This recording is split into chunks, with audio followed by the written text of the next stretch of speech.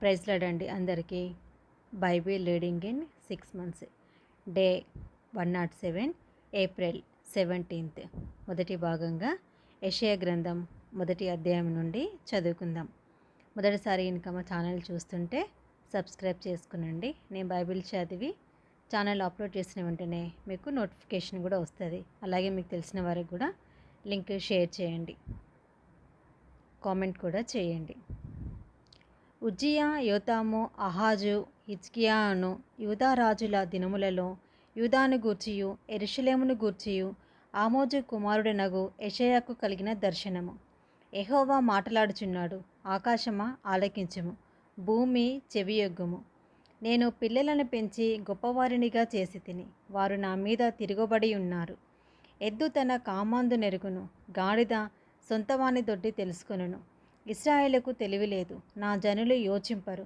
పాపిష్టి జనమా, దోషభరితమైన ప్రజలారా, దుష్ట సంతానమా, చెరుపు చేయు పిల్లలారా, మీకు శ్రమ. వారు యెహోవాను విసర్జించి ఉన్నారు. ఇశ్రాయేలు యొక్క పరిశుద్ధ దేవుని దూషింతురు. ఆయనను విడిచి తొలగిపోయి ఉన్నారు. నిత్యము తిరుగుబాటు చేయుచు మీరేలా ఇంకను కొట్టబడుదురు? ప్రతివాడు నడినెత్తిని వ్యాధి కలిగి ఉన్నాడు. ప్రతివాని గుండె బలహీనమాయెను. అరికాలు మొదలుకొని తల వరకు స్వస్థత కొంచెమైనను లేదు. ఎక్కడ చూచినను గాయములు, దెబ్బలు, పచ్చిపుండ్లు. అవి పిండబడలేదు, కట్టబడలేదు, తైలముతో మెత్తన చేయబడలేదు. మీ దేశము పాడైపోయెను, మీ పట్టణములు అగ్నిచేత కాలిపోయెను. మీ ఎదుటనే అన్యులు మీ భూమిని తినివేయుచున్నారు. అన్యులకు తటస్థించు నాశనము వలె అది పాడైపోయెను. ద్రాక్ష తోటలోని గుడిసె వలెనే, దోస పాదులోని పాకవలెను, ముట్టడి వేయబడిన పట్టణము వలెను సియోను కుమార్తె విడవబడి ఉన్నది. సైన్యములకు అధిపతియగు యెహోవా, బహు కొద్దిపాటి శేషము మనకు నిలుపని ఎడల మనము సొదొమ వలె నుందుము, గోమర్రతో సమానంగా ఉందుము. సొదొమ న్యాయాధిపతులారా, యెహోవా మాట ఆలకించుడి. గోమర్ర జనులారా, మన దేవుని ఉపదేశమునకు చెవియొగ్గుడి. యెహోవా సెలవిచ్చిన మాట ఇదే: విస్తారమైన మీ బలులు నాకేలా? దహన బలులగు పొట్టేలును, బాగుగా మేపిన దూడల కొవ్వును నాకు వెక్కసమాయెను. కోడెల రక్తమందైనను, గొర్రెపిల్లల రక్తమందైనను, మేకపోతుల రక్తమందైనను నాకు ఇష్టం లేదు. నా సన్నిధిని కనబడవలని మీరు వచ్చుచున్నారే. నా ఆవరణములను తొక్కుటకు మేము రమ్మన్నవాడెవడు? మీ నైవేద్యము వ్యర్థము, అది నాకు అసహ్యము పుట్టించు ధూపార్పణము. దానినికను తేకుడి. అమావాస్యయు విశ్రాంతి దినమును సమాజ కూట ప్రకటనమును జరుగుచున్నవి. పాపులు గుంపుగూడిన ఉత్సవ సమాజమును నేనోర్చజాలను. మీ అమావాస్య ఉత్సవములను, నియామక కాలములను నాకు హేయములు. అవి నాకు బాధాకరములు. వాటిని సహింపలేక విసికి ఉన్నాను. మీరు మీ చేతులు చాపునప్పుడు మిమ్మను చూడక నా కన్నులు కప్పుకొందును. మీరు బహుగా ప్రార్థన చేసినను నేను వినను. మీ చేతులు రక్తంతో నిండి ఉన్నవి. మిమ్మను కడుగుకొనుడి, శుద్ధి చేసుకొనుడి. మీ దుష్క్రియలు నాకు కనబడకుండా వాటిని తొలగింపుడి. కీడు చేయుట మానుడి, మేలు చేయ నేర్చుకొనుడి. న్యాయము జాగ్రత్తగా విచారించుడి. హింసించబడు వానిని విడిపించుడి. తండ్రి లేని వారికి న్యాయం తీర్చుడి. విధవరాలి పక్షముగా వాదించుడి. యెహోవా ఈ మాట సెలవిచ్చుచున్నాడు: రండి, మన వివాదము తీర్చుకుందాము. మీ పాపములు రక్తము వలె ఎర్రనివైనను అవి హిమము వలె తెల్లబడును. కెంపు వలె ఎర్రనివైనను అవి గొర్రెబొచ్చు వలె తెల్లనివగును. మీరు సమ్మతించి నా మాట వినినెడల మీరు భూమి యొక్క మంచి పదార్థములను అనుభవింతురు. సమ్మతింపక తిరుగుబడినడల నిశ్చయంగా మీరు ఖడ్గము పాలగుదురు. యెహోవా ఇలాగుననే సెలవిచ్చి ఉన్నాడు: అయ్యో, నమ్మకమైన నగరము వేశ్య ఆయనే. అది న్యాయముతో నిండి ఉండెను, నీతి దానిలో నివసించెను. ఇప్పుడైతే నరహంతకులు దానిలో కాపురం ఉన్నారు. నీ వెండి మస్టాయెను, నీ ద్రాక్షారసము నీళ్ళతో కలిసి చెడిపోయాను. నీ అధికారులు ద్రోహులు, దొంగల సహాసులు. వారందరూ లంచము కోరుదురు, బహుమానముల కొరకు కనిపెట్టుదురు. తండ్రి లేని వారి పక్షమున న్యాయం తీర్చరు, విధవరాండ్ర వ్యాజ్యము విచారించరు. కావున ప్రభువును, ఇశ్రాయేలు యొక్క బలిష్ఠుడును, సైన్యములకు అధిపతియునగు యెహోవా ఇలాగున అనుచున్నాడు: ఆహా, నా శత్రువులను గూర్చి నేనికను ఆయాసపడను. నా విరోధుల మీద నేను పగ తీర్చుకొనెను. నా హస్తము నీ మీద పెట్టి క్షారము వేసి నీ మస్టును నిర్మూలము చేసి నీలో కలిగిన తగరమంతయు తీసివేసేదెను. మొదటుండినట్లు నీకు న్యాయాధిపతులను మరలా ఇచ్చేదెను. ఆదిలో నుండినట్లు నీకు ఆలోచనకర్తలను మరలా నియమించెదను. అప్పుడు నీతిగల పట్టణమనియు నమ్మకమైన నగరమనియు నీకు పేరు పెట్టబడెను. సియోనుకు న్యాయము చేతను, సియోనునకు న్యాయము చేతను, తిరిగి వచ్చిన దాని నివాసులకును నీతి చేతను విమోచనము కలుగును. అతిక్రమం చేయువారును పాపులను నిశ్శేషముగా నాశనమగుదురు. యెహోవాను విసర్జించువారు లయమగుదురు. మీరు ఇచ్చయించిన మస్తకి వృక్షమును గూర్చి వారు సిగ్గుపడుదురు. మీకు సంతోషకరములైన తోటలను గూర్చి మీ ముఖములు ఎర్రబారును. మీరు ఆకులు వాడు మస్తకి వృక్షం వలెను నీరులేని తోట వలెను అగుదురు. బలవంతులు నారపీచు వలె నుందురు. వారి పని అగ్ని కణము వలె నుండును. ఆర్పు వాడెవడను లేక వారును వారి పనియు బొత్తిగా కాలిపోవును. యెషయా గ్రంథం 2వ అధ్యాయము. యూదాను గూర్చియు యెరూషలేమును గూర్చియు ఆమోజు కుమారుడైన యెషయాకు దర్శనం వలన కలిగిన దేవోక్తి. అంత్యదినములలో పర్వతములపైన యెహోవా మందిర పర్వతము పర్వత శిఖరమున స్థిరపరచబడి కొండల కంటే ఎత్తుగా ఎత్తబడును. ప్రవాహము వచ్చినట్టు సమస్త అన్యజనులు దానిలోనికి వచ్చిదరు. ఆ కాలమున సీయోనులో నుండి ధర్మశాస్త్రము, యెరూషలేములో నుండి యెహోవాకు బయలువెళ్ళును. జనములు గుంపులు గుంపులుగా వచ్చి యాకోబు దేవుని మందిరమునకు యెహోవా పర్వతమునకు మనం వెళ్ళుదము రండి. ఆయన తన మార్గముల విషయమే మనకు బోధించును. మనము ఆయన త్రోవలలో నడుతము అని చెప్పుకుందరు. ఆయన మధ్యవర్తి అయి అన్యజనులకు న్యాయం తీర్చును. అనేక జనములకు తీర్పు తీర్చును.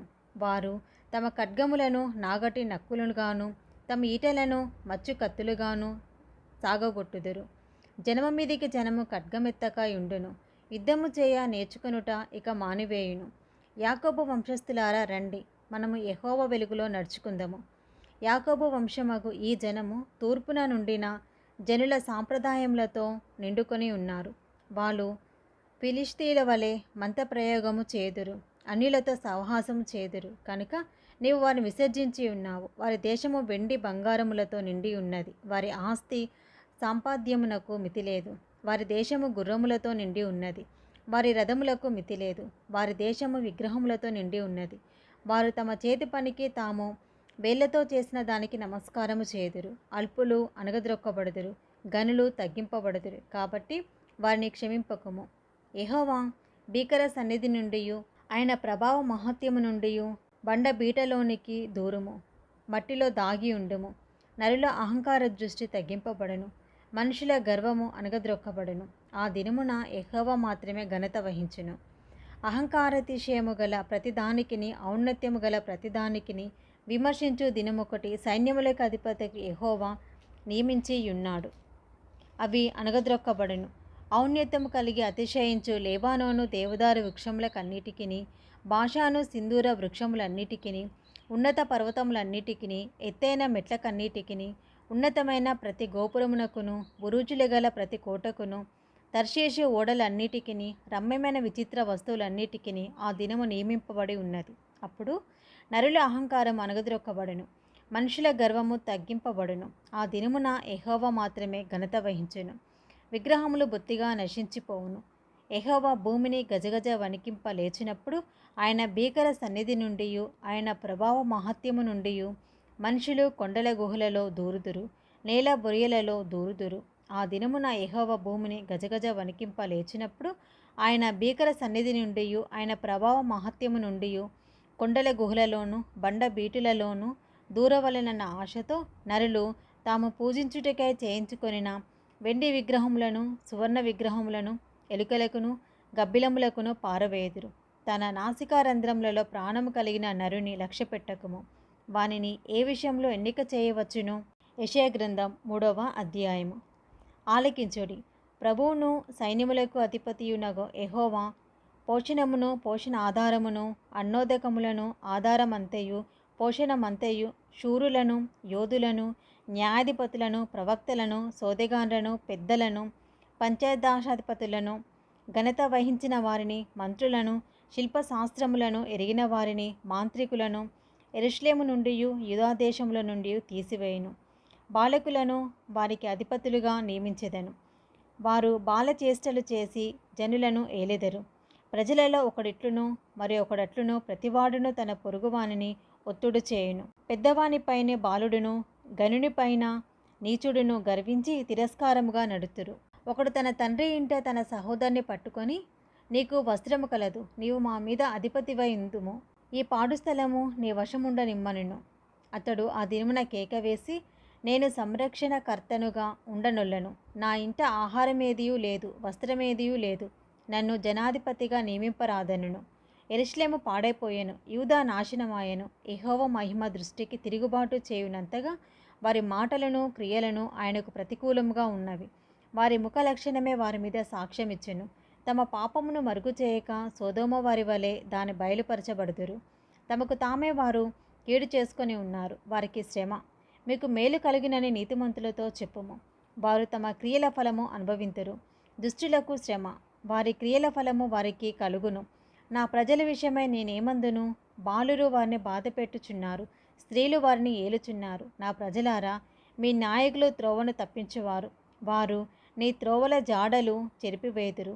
యెహోవా వాదించుటకు నిలబడి ఉన్నారు, జనములను విమర్శించుటకు లేచి ఉన్నాడు. యెహోవా తన జనుల పెద్దలను వారి అధిపతులను విమర్శింపవచ్చుచున్నాడు. మీరే ద్రాక్షల తోటను తినివేసితిరి. మీరు దోచుకొనిన దరిద్రుల సొమ్ము మీ ఇండ్లలోనే ఉన్నది. నా ప్రజలను నలుగగొట్టి మీరేమి చేయుదురు? బీదల ముఖములను నూరి మీరేమి చేయుదురు అని ప్రభువును సైన్యములకు అధిపతియునగు యెహోవా సెలవిచ్చుచున్నాడు. మరియు యెహోవా సెలవిచ్చినది ఏమనగా, సియోని కుమార్తెలు గర్విష్ఠురాండ్రై మెడచార్చి నడుచుచు, ఓరచూపులు చూచుచు, కులుకులతో నడుచుచు తమ కాళ్ళ గజ్జెలను మ్రోగించుచున్నారు. కాబట్టి ప్రభు సియోను కుమార్తెల నడినెత్తి బోడి చేయును. యెహోవా వారి మానమును బయలుపరచును. ఆ దినమున యెహోవా గల్లుగల్లుమని వారి పాద భూషణములను, సూర్యబింబ భూషణములను, చంద్రవంకలను భూషణములను, కర్ణభూషణములను, గడియములను, నాణమైన ముసుకులను, కుల్లాయిలను, కాళ్ళ గొలుసులను, వడ్డాణములను, పరిమళ ద్రవ్యపు భరిణెలను, రక్షరేకులను, ఉంగరములను, ముక్కు కమ్ములను, ఉత్సవ వస్త్రములను, ఉత్తరీయములను, పైటలను, సంచులను, చేతి అద్దములను, సన్నపు నారతో చేసిన ముసుగులను, పాగాలను, శాలువలను తీసివేయును. అప్పుడు పరిమళ ద్రవ్యమునకు ప్రతిగా మురుగుడును, నడికట్టుకు ప్రతిగా తాడును, అల్లిన జడకు ప్రతిగా బోడితలయు, ప్రశస్తమైన పై వస్త్రమునకు ప్రతిగా గోనపట్టయు, అందమునకు ప్రతిగా వాతయును ఉండును. ఖడ్గము చేత మనుషులు కూలుదురు, యుద్ధమున నీ బలాఢ్యులు పడుదురు. పట్టణపు గుమ్మములు బాధపడి దుఃఖించును, ఆమె ఏమీ లేనిదై నేల కూర్చుండును. ఇది మొదటి భాగం అండి. Praise the lord.